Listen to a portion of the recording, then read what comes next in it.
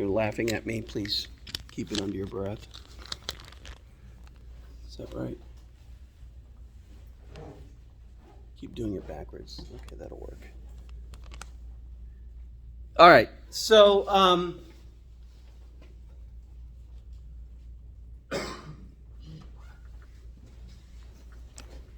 today we're going to talk about arguments from principle.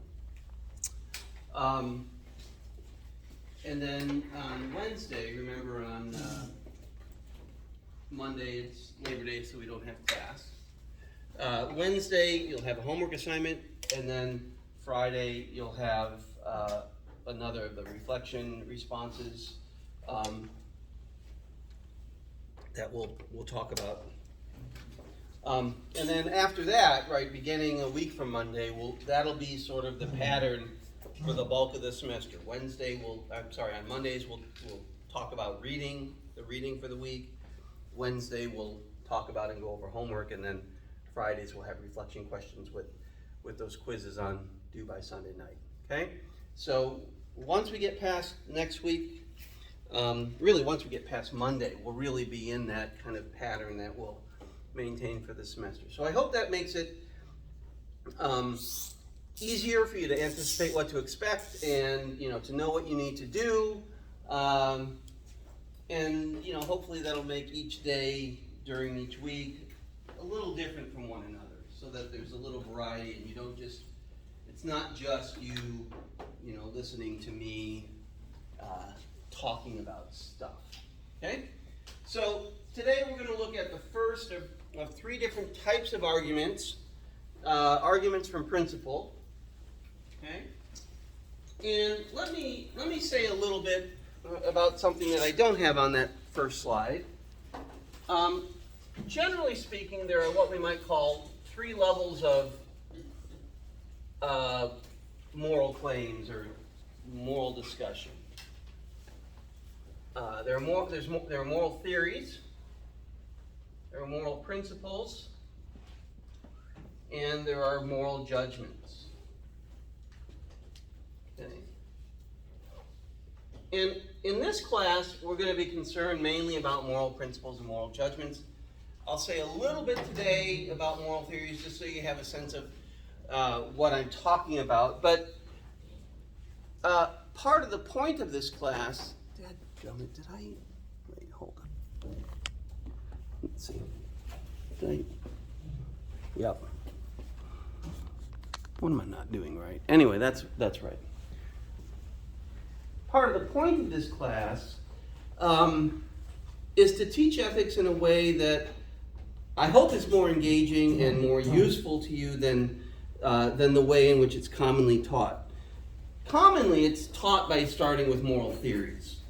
Okay, and a moral theory is a very general, this is the most general kind of moral level of discussion. And a moral theory is, essentially what other theories are like. It's an attempt to account for a phenomenon, in this case morality, as comprehensively as possible, right? So moral theories will give account of what it is fundamentally that human beings are like, or they seek, and how it is that from those understandings of human beings we can derive guidelines for our actions. Okay? So let me just give you a couple of examples of what theories there are. We're not going to go into these in any detail, but this will just give you some general ideas. One common form of theory is what's called utilitarianism. And utilitarians argue that the most fundamental thing that human beings seek is to be happy.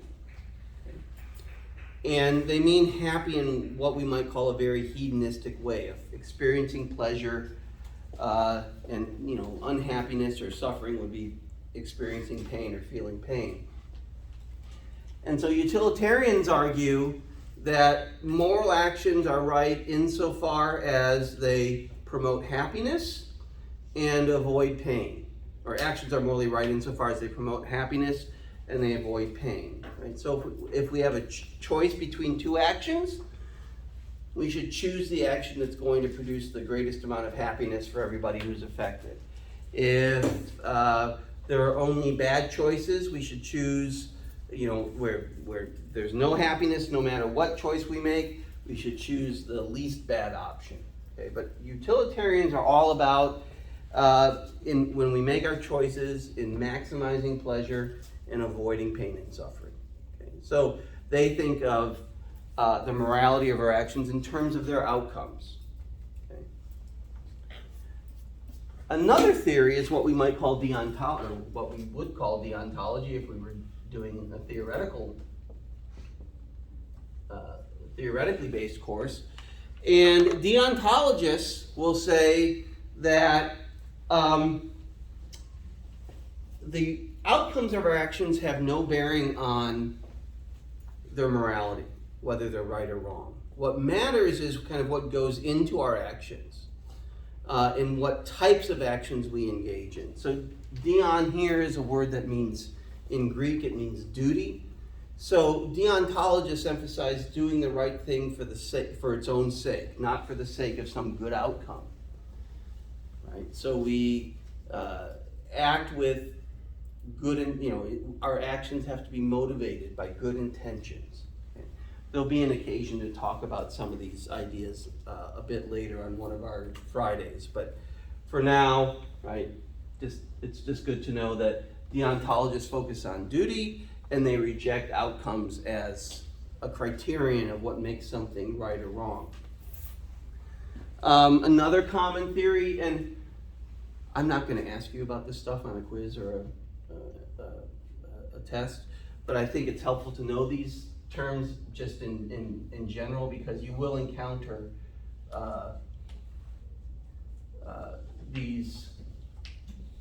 this terminology occasionally in the reading. Virtue theory is an approach to morality that thinks of it in terms of our character, the kinds of people we are. It's not focused on so much on the kinds of actions we engage in, whether motivated by duty or aimed at outcomes, but it focuses on the sort of persons we are. We should be people who are virtuous, who are courageous, who have integrity, who are honest, who are compassionate, so on and so forth. We should avoid being, selfish and untruthful and things of that nature. Okay, so this is just a very, very, very, very broad thumbnail overview of some of these theories to give you a sense of what theory is. It's a very general account of the nature of morality. Moral principles are what we might call mid-level moral claims, because they're between theories and judgments. And judgments are the most specific kinds of moral claims that we make. So principles are generally derived from theories. So the principles that a lot of the principles we'll talk about have some kind of connection in some way to a theory. And then judgments tend to be derived from principles in a way that I'll talk about in a minute. Okay? So principles are general claims about types of behavior that are good or bad, right or wrong, permissible or impermissible. Sometimes you'll see reference to moral rules or moral laws. For our purposes, we're going to think of moral rules and moral laws as being very similar to principles. Okay? This kind of mid-level, very general claims about types of behavior, and we can then draw on those principles in a wide range of contexts. So let me give you an example. Let's say there's a moral principle that says it's always wrong to lie, okay? Or you should always be truthful, okay? What's one setting in which you might be faced with a dilemma, a question about what to do where that principle might be applied? So what's a situation in which you might have a choice about whether to tell the truth or not? Like if someone asks you where you work. Is somebody like asks someone asked you where you were or something. where you were? Yeah. Yeah. Like if Okay. Where were you? yeah. And they're like suspicious or something. Okay. What's another setting in which you might have that kind of choice? When you file your taxes, right? To report all of your income or not. Okay. Generally, probably a pretty good idea to do that. When you take a test, what's a way that you might lie in a test? By cheating, right? There are a couple of reasons why we might say, a couple of principles we might apply to why it is that cheating is problematic. But at least one of those things is that it's a expression or it's a example of lying. Okay. So moral principles are these kind of general mid-level claims that can apply to a wide range of contexts. One of the reasons I think it's helpful to not focus so much on theory and to spend time focusing on principles and other similar concepts is because where there's a lot of disagreement at the level of theory, there's often a lot of agreement at the level of principle. So for example, utilitarians and deontologists understand the nature of morality in very different, even contradictory ways, but they would both agree, for different reasons, that generally speaking, it's probably a good thing to tell the truth. Okay? Most theories would, in a similar sort of way, converge or share the judgment, the moral principle that it is we're generally obligated to help others who are in need. Okay, so we can avoid a lot of the controversy of theory by focusing on principles because there's generally a fairly good amount of agreement on what kinds of principles should guide our behaviors. Now, how to apply those principles and whether and when they apply is something that's a little more controversial when we get to judgment. So moral judgments are specific claims generally in which we apply a principle to a specific case. Okay? So it's a specific claim about whether a particular kind of action is right or wrong or good or bad. Okay? So, moral principle that tells us not to lie might be applied to our deliberations on whether or not we should misrepresent our income on our taxes, and we might, based on that principle, say, I ought not to cheat on my taxes, or I ought not to misrepresent my income on my taxes, or something of that nature. Okay. So let's look at a few examples here to see if we can pick out what's a principle and what's a judgment. Okay. So on this slide, right, we've got 6 things. We're just trying to identify whether we've got a principle or a judgment here. So the first one, lying is forbidden unless it would clearly do more harm than good. Is that a general principle that could be applied to a range of contexts?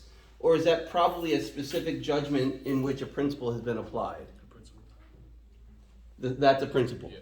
Yeah, right? Because there are lots of settings in which you might apply that claim. Right? So that's a principle.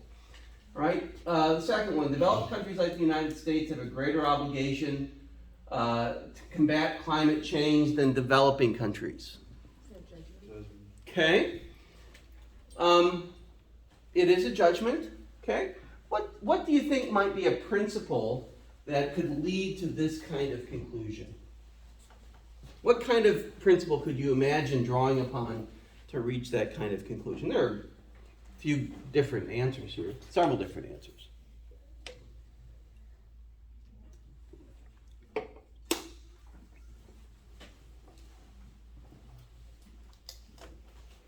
Developed countries have a greater obligation, just like in general, than developing countries. Okay, why? Why would developed countries have greater obligations?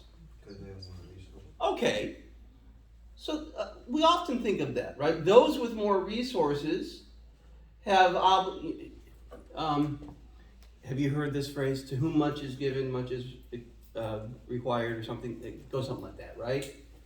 But that's kind of an expression of of this moral principle that those with greater capacity to provide assistance have more obligation to provide assistance. Or we might make, draw on a principle that says something like, those with the bulk of responsibility for creating a mess, creating a problem, have a greater responsibility to fix that problem, right?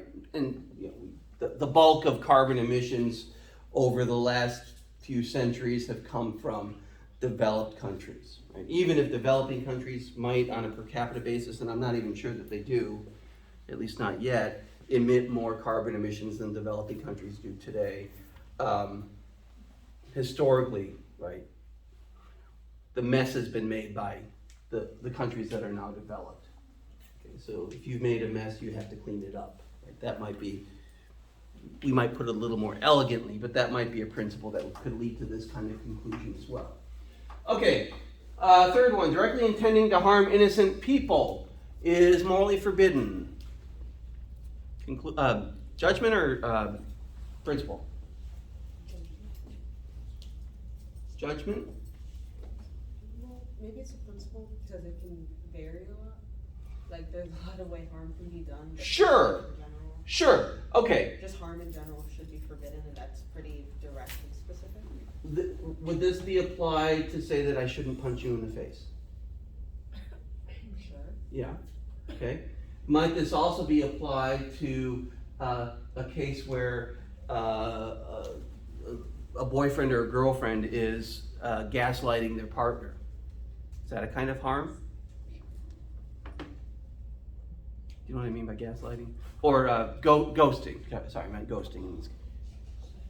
Sorry, ghosting. You know what I mean by that? So then it's less specific. Well, that's a specific example. Is ghosting a kind of harm? Might it be a kind of harm?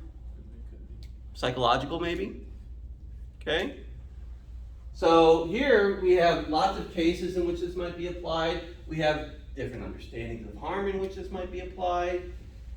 Okay? Yeah, so that would be a principle. Does that make sense? Is this making sense, guys? Okay. How about the fourth one? Abortion is, I meant to change this. Actually, I'm going to do it right now because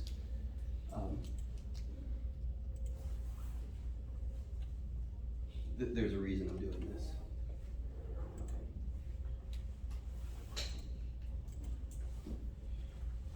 The answer is the same regardless of whether it's impermissible or permissible. But is that a judgment or a principle? A judgment, right? And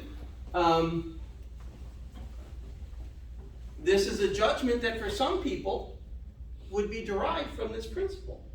Does that make sense? Okay? Now, I'm not saying you have to agree with this judgment. We're going to talk about how we can disagree with arguments in a few minutes.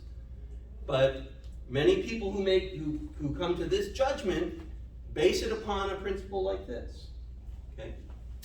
All right, what about we have moral obligations to those who are directly dependent upon us? Huh? A principle? Okay. Yeah. Are you guys directly dependent upon me in some ways? For your grades? For me to assess your work in the class fairly and according to the standards that I've outlined in the syllabus and so on? Right? So if I, don't like you because are you actually a fan of Journey? Me? Yeah. Okay. It's good. I like Journey. You guys know who Journey is? Anybody else know who Journey is? Okay. Parents who like 70s rock? Okay. All right, good. But if I don't like Journey and I hold it against you and give you a lower grade because of that, right? That would probably be a violation of my obligation to you in that regard. Okay. But you're not dependent upon me in other ways. But there are other people who are dependent upon me in ways that are distinct from the ways you're dependent upon me. My daughter's dependent upon me in ways that you guys aren't. My mother is dependent upon me in ways, and I have obligations to her that I don't have in the same way to you, and so on. So this, yes, this is something that we could apply in a wide range of contexts, right? You could apply this to a wide range of contexts in your own life. All right, last one. Let's say you're walking by a pool and there's a child drowning, and you think to yourself, it would be wrong for me not to jump in and save that child. Okay, is that a judgment or a principle? It's a judgment. And it's a judgment. What kind of principle would this be likely derived from, do you think?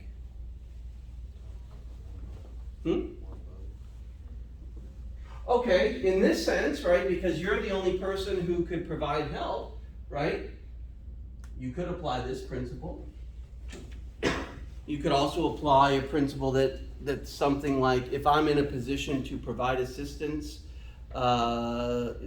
without much risk to myself, I ought to do so. It's similar to the one above it, but distinct. Okay? So, all right, so this makes sense so far? Okay, good. All right, so let's look at what the general form of all arguments from principle will be like. Okay? In this, put as a simple two-premise argument in standard form, what the argument from principle says is that in the first premise it lays out a principle that says that for a certain type of behavior, right, that a certain type of behavior has a particular moral status, okay, that it's right or wrong, good or bad, obligatory, forbidden, okay? So the example here would be, it's always wrong, so that's the status, right? That's feature B in the example here. It's always wrong to kill a person, so killing a person is the type of behavior in question. Okay?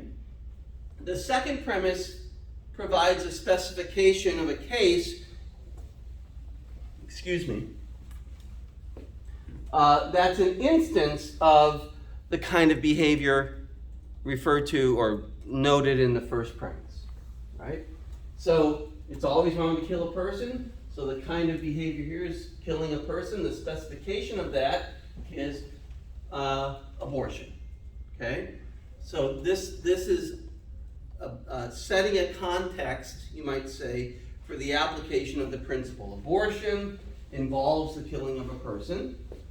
Okay. Now, some of you, I'm sure, disagree with some or all of what's up there. This is just an example. I'm not, this is not an argument I'm making towards you. Or, I'm not trying to convince you. So this is just a representative, an argument kind of represented in this standard form. So then the conclusion would be that abortion, the case in the second premise, right, has the status that is articulated in the first premise. Is always wrong. Okay?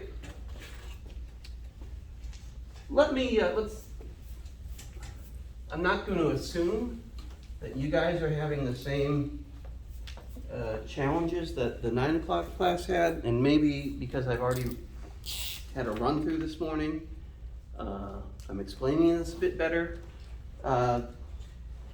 But I think they got a little confused when we got to this slide. And they got a little confused maybe because of the very abstract way in which it's laid out there in the second, or on the left-hand side rather. So let's do another one together, okay?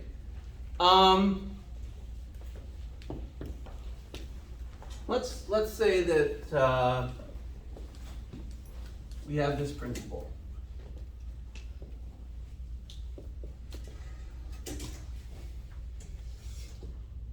That's a B, sorry. It's a B. Can you guys read my writing okay? Yeah. Okay. All right. So our first premise, the principle might be something like, is that dark enough? Can you read it in the back, guys? One ought to, let's say always ought to prevent harm to others. Okay? Does that make sense? So you know, if you can, in a particular circumstance, do something that would keep others from being harmed, you have an obligation to do that. Okay? It would be wrong for you to neglect to try to protect others from harm that you're aware of. Okay, let's say you have a swimming pool in your backyard. Anybody have a pool? Okay, so if we always ought to prevent harm to others, let's say we're thinking about how and whether that might apply to us as pool owners. So what might be a case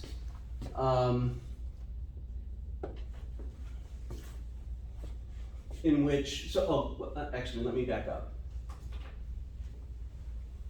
Okay, what in that example is A? What's the type of behavior that we're talking about? So on the left side, right, all A's, a type of behavior. What type of behavior are we talking about here? Harm to others. Okay, what about harm to others, specific? Wrong. Preventing it, Prevented, yeah. right? Okay, so that's on the slide there. This is the type of behavior. We ought to prevent harm to. Preventing harm to others. Okay, what's the feature? What's the moral status of this type of behavior?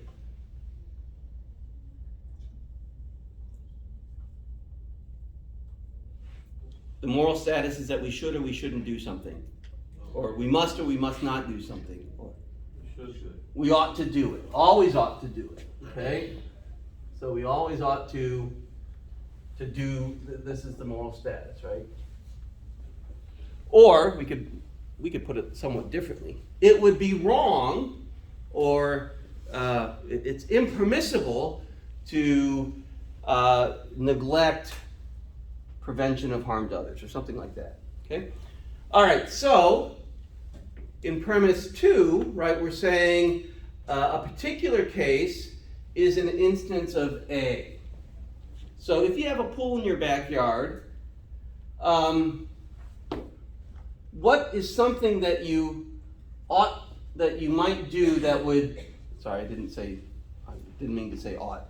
What would be something that you would do if you have a pool in your backyard to prevent harm to others? Put a fence around it. Putting a fence around it, what'd you say? I say keep the right chemicals in so nobody gets harmed. Okay. Oh, so like if you put acid in the pool and somebody jumps down. Well, no, you gotta keep it clean with certain chemicals, or else people will get sick. Or it might get infected, or get infections or whatever. Okay. Okay. So, putting a fence around the pool will help to prevent harm from others, to others.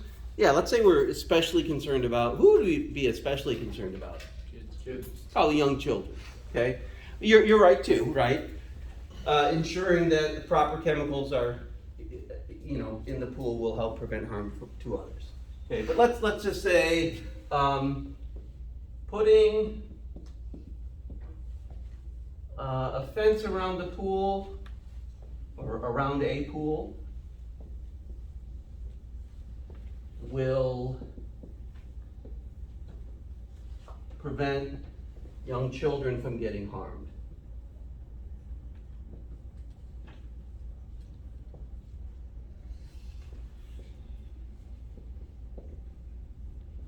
Okay?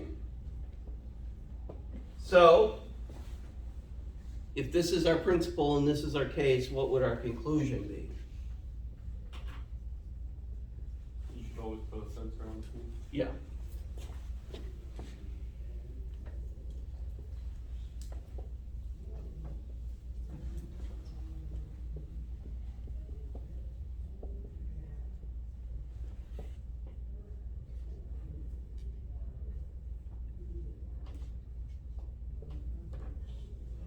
Okay, so that helped to kind of do an example together like that.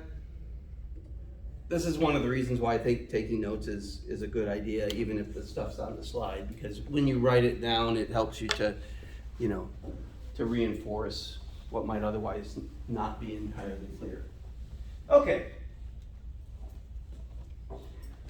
Are we How are we doing for time? I don't have my. It's 10:33. Oh, okay. Okay. Let me talk about something briefly that I did not have you read. I had you read as an option chapter 3. I probably should have said chapters 2 and 3 on examples and counterexamples. So let me just say, did anybody read chapter 3 by chance? If you didn't, you're not going to surprise me. Or actually, you'll surprise me if you did. So, okay.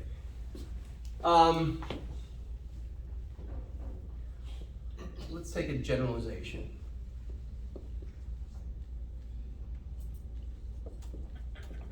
Okay? Dogs make great pets. Okay? Most of us probably have our, pretty good idea of what this means, But maybe somebody's not quite sure. Maybe you're not used to having dogs, or you don't like dogs, you're afraid of dogs. And they might say, well, why do dogs make great pets? Can you give me an example? So an example is a way of kind of specifying and illustrating a generalization to help somebody better understand that generalization. So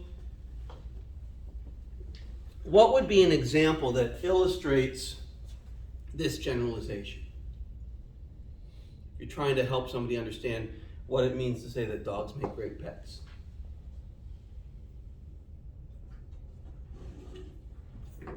They're great comfort animals.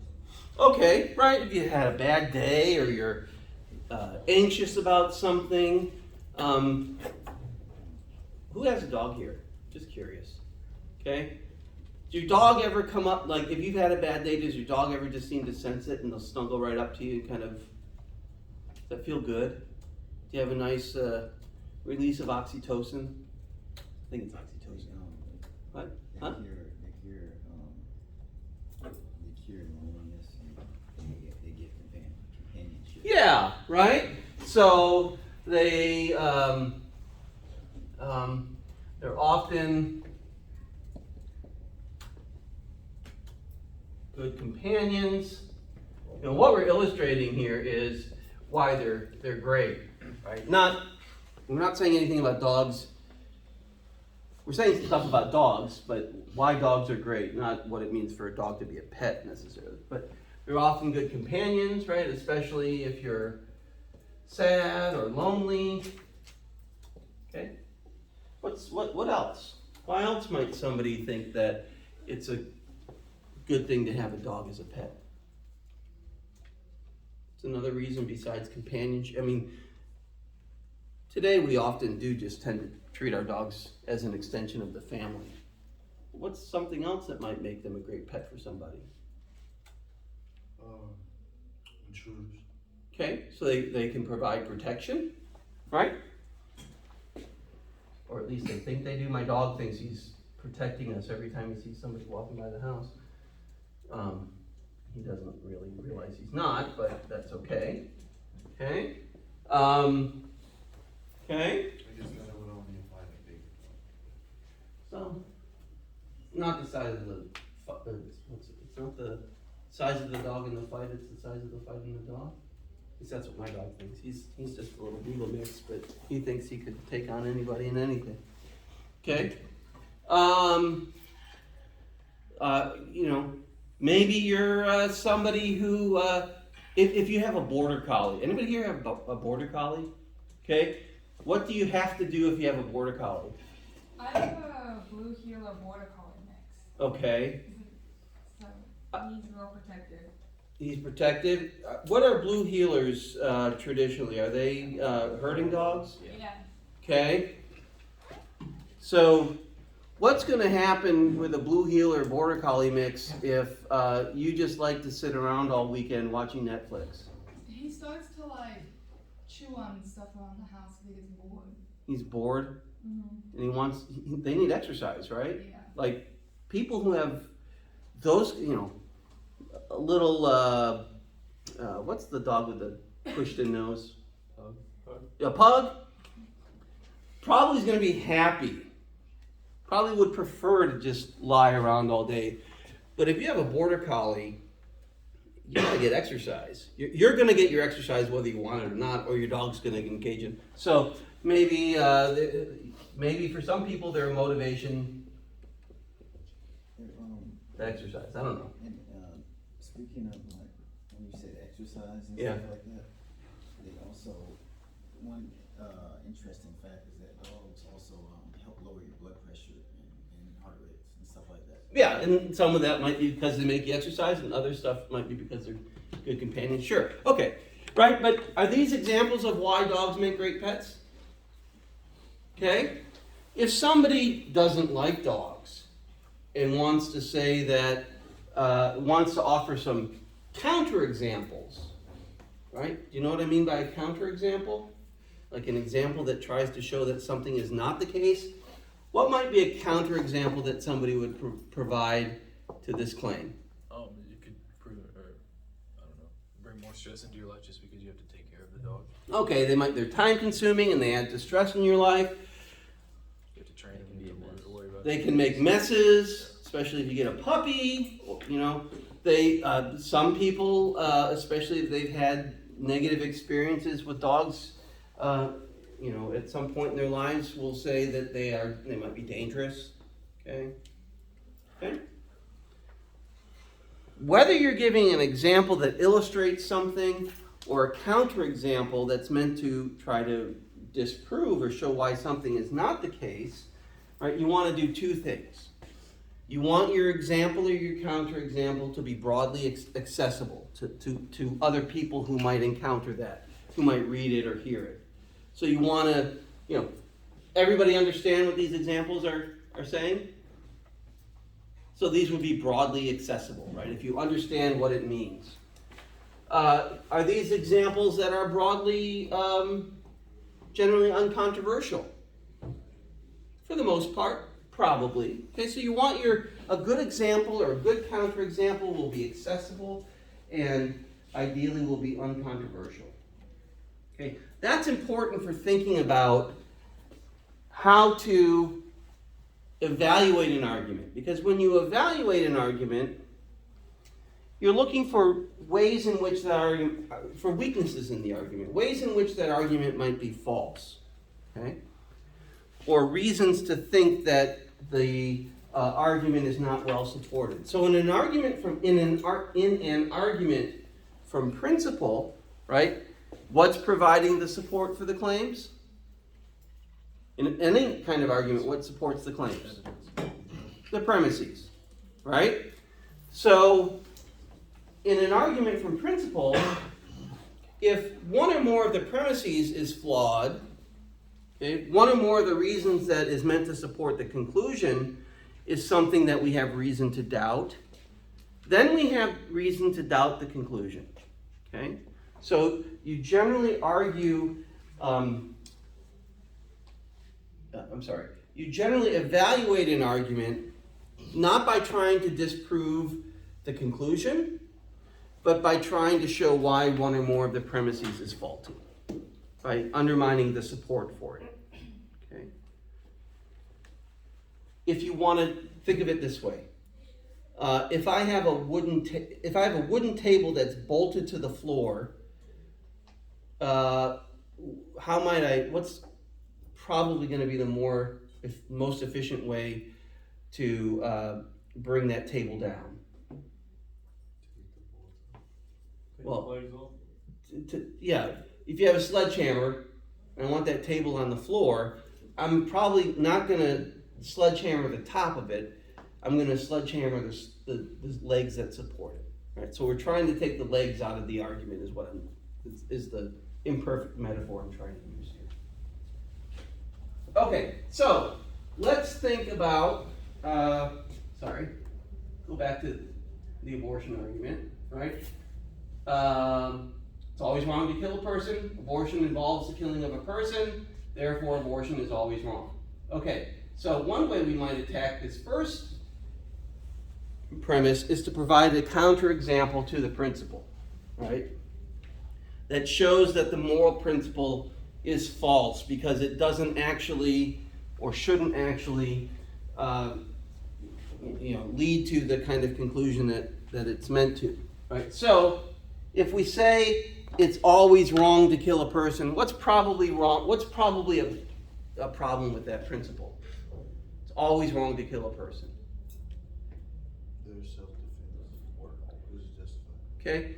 So, as the counterexample says here, it may be morally permissible to kill in self-defense. Does that make sense? Okay, so what we're saying here, if this is true, is that there are cases in which that principle doesn't give us the kind of guidance that we think it does.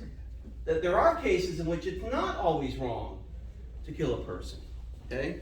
So that principle is too broad. We need it. A better principle is going to be one that's articulated slightly differently, maybe more narrowly, because we can think of cases in which it's not always wrong to kill a person. Self-defense is one that would be widely recognized, although perhaps not universally, but it is broadly accessible and it's relatively uncontroversial. Okay, so we might attack the principle to show that the principle is flawed in some sort of way. We might also try to show that the case doesn't fall under the principle in question, that the case doesn't really work here, okay? So it's always wrong to kill a person. Let's say we'll grant that, okay? For the sake of argument, we're going to grant, even if we can think of exceptions, we're going to grant that. The case here is the case of abortion.